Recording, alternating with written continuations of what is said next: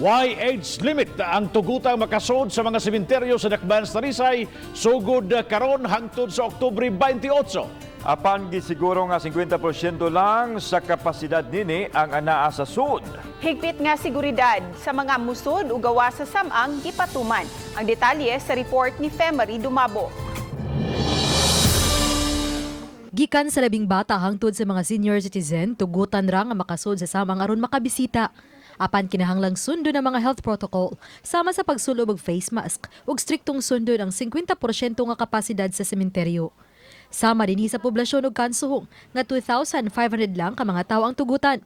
Niadtong Sabado, dungan nga gipang deploy ang kapulisan dulan sa 500 ka mga force multipliers, mga traffic enforcers ug mga sundalo alang na sa kalag-kalag.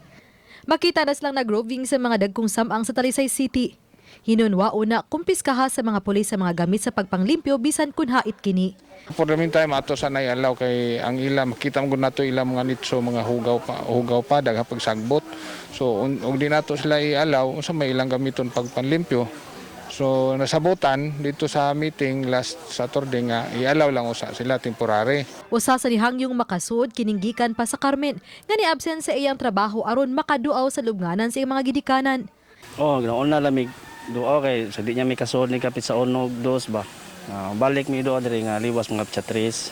Samtang matod ni Abelio nga ila pang pakigsabutan ng simbahan kalabot sa mga nanagpuyo sa sementeryo sa panahon nga saladaan na ang mga samang karong Oktubre 29 hangtod sa Nobyembre 2. Ato sana ipapangutana dito sa kaparian diri sa poblasyon ingon man sa tag-iya sa Musoleo ang mga Garces kung unsay nasabutan na nila kay karon ra man kay last nato nga ari diri first gate nato nga pag-ari diri nangutana ko wala man daw but karon naa di ay nga tulo ka pamilya. Napahimutang nausab sa City Toda ang mga barrier sa daan. Usa sa mga samang dinhi sa Dakbayan sa Talisay nga gipahimutangan na og mga barrier ang kining sa barangay poblasyon. Diin ang mga managlakaw lang ang tugutan nga makasod dito sa sulunon nga bahin sa maong sementeryo.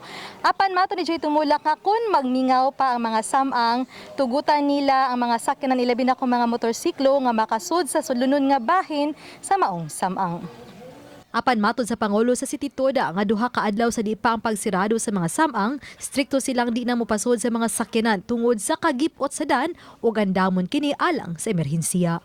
Uban ni June Sulon. Ako si Femery Dumabok. Balitang Bisdak.